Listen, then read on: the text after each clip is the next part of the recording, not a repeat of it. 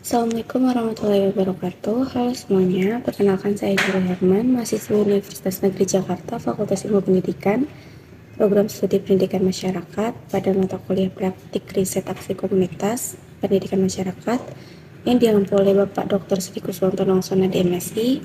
Saya akan mempresentasikan terkait model proses riset aksi komunitas pendidikan masyarakat.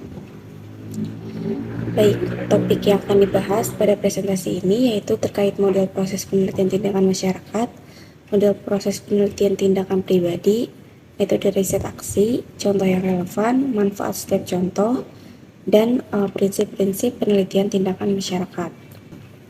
Ya, pertama saya akan membahas terkait model proses penelitian tindakan masyarakat. Community Action Research atau CAR adalah pendekatan partisipatif dan kolaboratif untuk penyelidikan dan perubahan sosial yang menempatkan masyarakat di garis depan proses penelitian. Model proses CAR ini, pendidikan masyarakat menawarkan kerangka kerja yang komprehensif untuk penelitian dan tindakan yang dipimpin oleh masyarakat. Dengan membimbing masyarakat melalui proses pemecahan masalah, lalu pemberdayaan yang sistematis dan berulang, dengan merangkul prinsip-prinsip partisipatif, kolaboratif, dan refleksi masyarakat dan dapat memanfaatkan kebijaksanaan dan sumber daya kolektif mereka untuk mengatasi masalah-masalah yang mendesak, seperti mempromosikan keadilan sosial dan menciptakan perubahan yang langgeng. Nah, action research ini adalah pendekatan dinamis dan partisipatif untuk penyelidikan yang memberdayakan individu dan masyarakat untuk mengatasi masalah yang mendesak, mendorong perubahan positif, dan meningkatkan pembelajaran dan pengembangan. Berdasar pada prinsip-prinsip kolaboratif, refleksi, dan tindakan, model ini berfungsi untuk untuk memandu inisiatif yang dipimpin masyarakat dan mendorong hasil transformatif.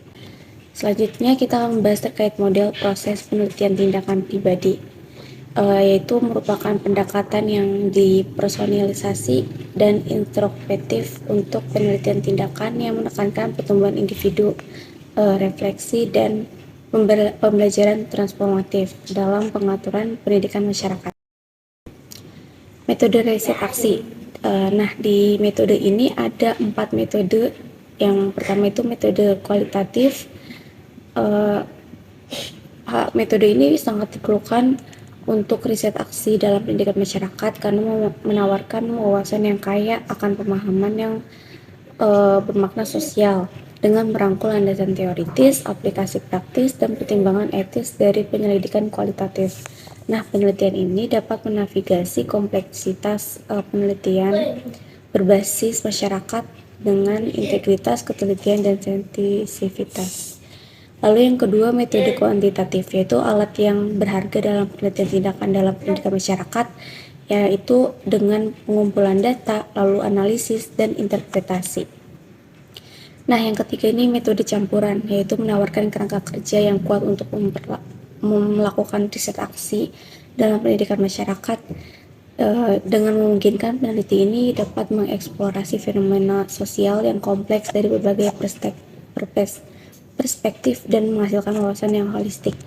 Dengan mengintegritaskan metode kualitatif dan kuantitatif, peneliti ini bisa memanfaatkan kekuatan masing-masing pendekatan dengan meningkatkan validitas dan reliabilitas, terus menghasilkan pengetahuan yang dapat ditindaklanjuti dan diinformasikan praktiknya ini dengan kebijakan pengaturan pendidikan masyarakat. Yang terakhir ini Participatory Action Research atau PAR, itu menawarkan kerangka metodologis transformatif untuk pendidikan masyarakat dengan menekankan kolaborasi, pemberdayaan, dan perubahan sosial.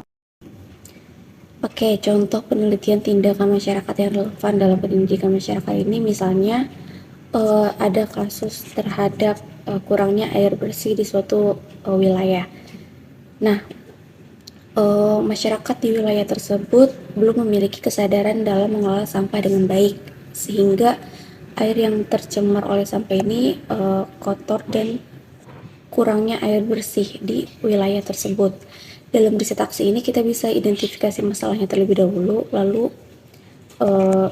masalah tersebut ini bisa menyebabkan berbagai masalah lingkungan lainnya seperti pencemaran dan banjir. Nah, fokus dari masalah ini itu untuk meningkatkan akses air bersih yang sudah tercemar oleh sampah.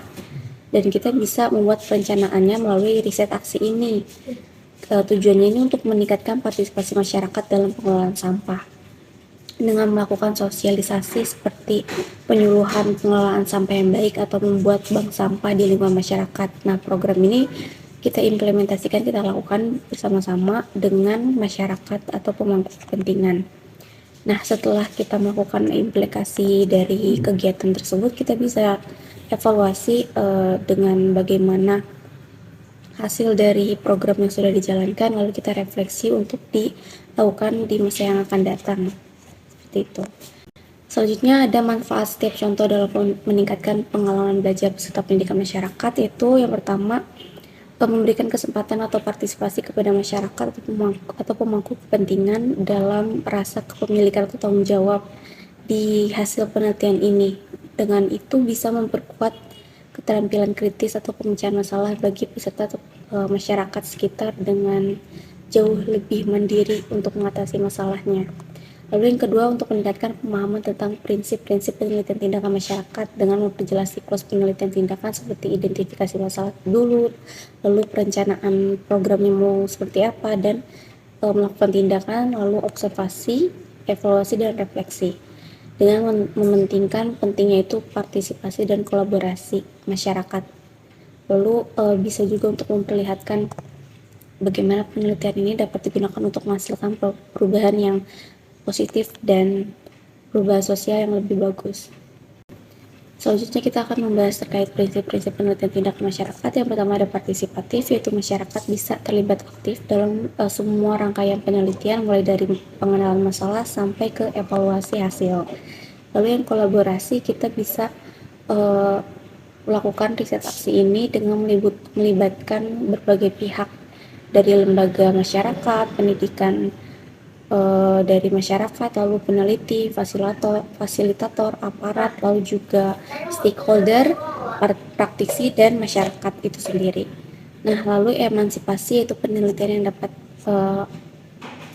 membuat masyarakat ini bisa menjadi mandiri dengan memberdayakan masyarakat yang lebih baik lagi ke depannya. Lalu siklus, yaitu penelitian riset aksi ini melibatkan siklus penelitian yang berkelanjutan mulai dari pengenalan masalah, perencanaan, tindakan, observasi, dan refleksi. Nah, yang terakhir adalah transformatif, di mana riset aksi ini bisa merubah atau adanya perubahan sosial yang positif di masyarakat itu sendiri. Mungkin sekian presentasi yang dapat saya sampaikan. Kurang lebihnya mohon maaf. Terima kasih. Wassalamualaikum warahmatullahi wabarakatuh.